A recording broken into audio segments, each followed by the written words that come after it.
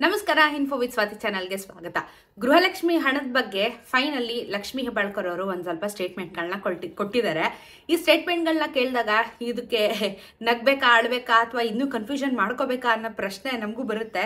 ಇವ್ರು ಕೊಡ್ತಾ ಇರುವಂಥ ಸ್ಟೇಟ್ಮೆಂಟಿಂದ ನಗು ಬರುತ್ತೆ ನಮಗೆ. ಆ್ಯಕ್ಚುಲ್ ಆಗಿ ಗೌರ್ಮೆಂಟೇ ಈ ರೀತಿ ಸ್ಟೇಟ್ಮೆಂಟ್ಗಳನ್ನ ಕೊಟ್ಟಾಗ ನಮ್ಮಂಥ ಕಾಮನ್ ಸಿಟಿಸನ್ಸ್ಗಳು ಏನು ಮಾಡಬೇಕು ಹೇಳಿ? ಹೊರದೇಶಲ್ಲಿ ನೋಡಿ ಎಷ್ಟು ಚೆನ್ನಾಗಿದೆ. ಹೊರದೇಶಕ್ಕೆ ಬಂದಾಗ ಟೆಕ್ನಾಲಜಿ ಆಗಿರ್ಬೋದು ಅಥವಾ ಕೆಲವೊಂದಷ್ಟು ವಿಚಾರಗಳಾಗಿರ್ಬೋದು, ಇಲ್ಲಿನ ಡಿಸಿಪ್ಲಿನು, ರೂಲ್ಸು, ಜೊತೆಗೆ ಇಲ್ಲಿ ಪೊಲಿಟಿಕಲ್ ಇಶ್ಯೂಸ್ಗಳಾಗಿರ್ಬೋದು, ಟೆಕ್ನಾಲಜಿನ ಯಾವ ರೀತಿ ಡೆವಲಪ್ ಮಾಡಿದ್ದಾರೆ, ಅದೇನೇ ನಮ್ಮ ಇಂಡಿಯಾದಲ್ಲಿ ಇಷ್ಟೊಂದು ಡೆವಲಪ್ ಮಾಡಿಲ್ವಲ್ಲ. ಬರೀ ದುಡ್ಡು ದುಡ್ಡು ದುಡ್ಡು ಬಿಟ್ಟು ಕೊಡ್ತೀವಿ, ಅದು ಮಾಡ್ತೀವಿ ಅಂತ ಹೇಳಿ ನಮ್ಮ ಹತ್ರನೇ ಗಂಡು ಮಕ್ಳ ಹತ್ರ ಟ್ಯಾಕ್ಸ್ ಇಸ್ಕೊಂತಾರೆ, ಅದನ್ನ ನಮಗೆ ಕೊಡ್ತಾರೆ. ಏನಾದರೂ ಡೆವಲಪ್ಮೆಂಟ್ ಮಾಡ್ತಾ ಇದ್ದಾರೆ, ಏನಾದರೂ ಹೊಸದಾಗಿ ಏನಾದರೂ ತರ್ತಾ ಇದ್ದಾರೆ ಅಂದರೆ ಏನೂ ಮಾಡ್ತಾ ಇಲ್ಲ. ಅದಕ್ಕೇನೆ ಇಂಡಿಯಾ ಇನ್ನೂ ಡೆವಲಪಿಂಗ್ ಕಂಟ್ರಿಯಲ್ಲೇ ಇರೋದು, ಯುರೋಪ್ ಎಲ್ಲ ಡೆವಲಪ್ಡ್ ಕಂಟ್ರಿ ಆಗಿರುವಂಥದ್ದು.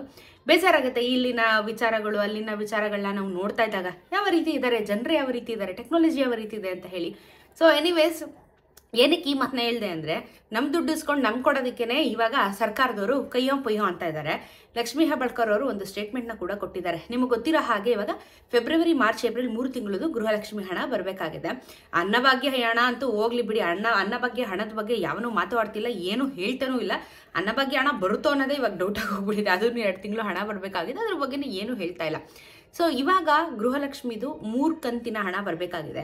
ಲಕ್ಷ್ಮಿ ಹೆಬ್ಬಾಳ್ಕರ್ ಎಂಥ ಸ್ಟೇಟ್ಮೆಂಟ್ ಕೊಟ್ಟಿದ್ದಾರೆ ಅಂತ ಅಂದರೆ, ನಾವು 2 ತಿಂಗಳ ಹಣನ ಹೊಂಚ್ತಾ ಇದ್ದೀವಿ, ಕಲೆಕ್ಟ್ ಮಾಡ್ತಾ ಇದ್ದೀವಿ, ಅದನ್ನು ಹೊಂಚ್ತಾ ಇದ್ದೀವಿ ಅಂತ ಹೇಳ್ತಾರೆ.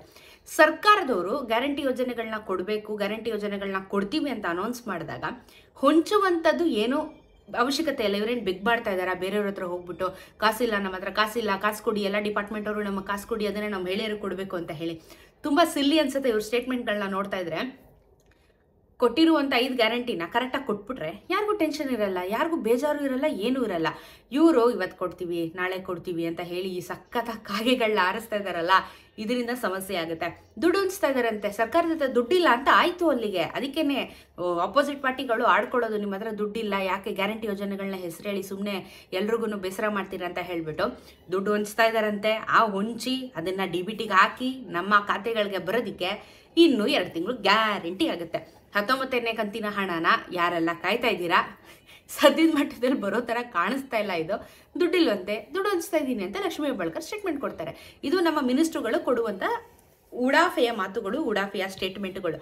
ತುಂಬ ಜನ ನಂಬ್ಕೊಂಡಿರ್ತಾರೆ, ಸಾಲ ಮಾಡ್ಕೊಂಡಿರ್ತಾರೆ, ಅವ್ರಿಗೆ ಅದ್ರ ಬಗ್ಗೆ ಯೋಚನೆ ಇಲ್ಲ, ಬೇರೆ ಎಲ್ಲ ಯೋಚನೆ ಮಾಡ್ತಾರೆ, ಬೇಕಾಗಿರೋದ್ರ ಬಗ್ಗೆ ಯೋಚನೆ ಮಾಡ್ತಾಯಿಲ್ಲ ಸರ್ಕಾರದವರು. ಅದಕ್ಕೆ ನಮ್ಮ ಕರ್ನಾಟಕ ಆಗಲಿ, ನಮ್ಮ ಭಾರತ ಆಗಲಿ ಉದ್ಧಾರ ಹಾಕೋಕ್ಕೆ ಸಾಧ್ಯ ಆಗ್ತಿಲ್ಲ, because of all this nonsense ಅಂತ ಹೇಳ್ಬೋದು. ನೋಡೋಣ, ಇನ್ನೂ ಹೊಂಚ್ತಾ ಇದ್ದಾರಂತೆ. ಅದು ಯಾವಾಗ ಹೊಂಚ್ತಾರೋ ಹೊಂಚ್ಲಿ. ಒಟ್ಟಿನ ಗೃಹಲಕ್ಷ್ಮಿ ಹಣ ಈ ತಿಂಗಳು ಮರ್ತು ಬಿಡಿ, ಬರಲ್ಲ. ಈ ಸ್ಟೇಟ್ಮೆಂಟ್ ಕೊಟ್ಟಿರೋ ಬಗ್ಗೆ ನಿಮ್ಮ ಅಭಿಪ್ರಾಯ ಏನು ಅನ್ನೋದನ್ನು ಕಮೆಂಟಲ್ಲಿ ತಿಳಿಸಿ ದಯವಿಟ್ಟು. ಯಾಕಂದರೆ ಪಬ್ಲಿಕ್ ಏನು ಹೇಳ್ತಾರೆ, ಸರ್ಕಾರ ಹಾಗೆ ಕೇಳಬೇಕು. ಆದರೆ ಇಲ್ಲಿ ಸರ್ಕಾರ ಏನು ಹೇಳುತ್ತೆ, ಪಬ್ಲಿಕ್ ಕೇಳುವಂಥ ಪರಿಸ್ಥಿತಿ ಬಂದಿದೆ. ನಾವು ಓಟ್ ಹಾಕಿ ನಾವೆಲ್ಲ ಮಾಡಿ ಇವಾಗ ನಾವು ಹೇಳ್ದಂಗೆ ಅವ್ರು ಕೇಳಬೇಕು, ನಮಗೆ ಬೇಕಾಗಿರೋದು ಅವ್ರು ಕೊಡಬೇಕು. ಆದರೆ ಅವ್ರಿಗೆ ಇಷ್ಟ ಬಂದಂಗೆ ನಮಗೆ ಕೊಡ್ತಾ ಇದ್ದಾರೆ. ಇದು ವಾಸ್ತವ ಆಗೋಗಿದೆ. ನಿಮ್ಮ ಅನಿಸಿಕೆ ಏನು? ಗೃಹಲಕ್ಷ್ಮಿ ಹಣ ಸದ್ಯಕ್ಕೆ ಬರಲ್ಲ, ದುಡ್ಡು ಹೊಂಚ್ತಾ ಇದ್ದಾರಂತೆ, ಸರ್ಕಾರದ ಹತ್ರ ದುಡ್ಡಿಲ್ಲ ಅಂತ ಹೇಳ್ತಾ ಇದ್ದಾರೆ. ಸೊ ನಿಮ್ಮ ಅನಿಸಿಕೆನ ಕಮೆಂಟಲ್ಲಿ ತಿಳಿಸೋದನ್ನ ಮರಿಬೇಡಿ. ಮತ್ತೆ ಯಾವತ್ತು ಬರಬಹುದು, ಏನಾದರೂ ಅಪ್ಡೇಟ್ಸ್ಗಳು ಇದರಲ್ಲಿ ಗೃಹಲಕ್ಷ್ಮಿದು ಖಂಡಿತ ವಿಡಿಯೋ ಮಾಡುವಂಥ ಪ್ರಯತ್ನ ಖಂಡಿತ ಮಾಡ್ತೀನಿ. ಚಾನೆಲ್ ಸಬ್ಸ್ಕ್ರೈಬ್ ಮಾಡ್ಕೊಳ್ಳಿ. ಇದೇ ರೀತಿ ವಿಡಿಯೋಸ್ನ ನೋಡ್ತಾ ಇದ್ದೀನಿ. ಸಿಗೋಣ ಮತ್ತೊಂದಿಷ್ಟು ವಿಡಿಯೋಂದಿಗೆ. ನಮಸ್ಕಾರ.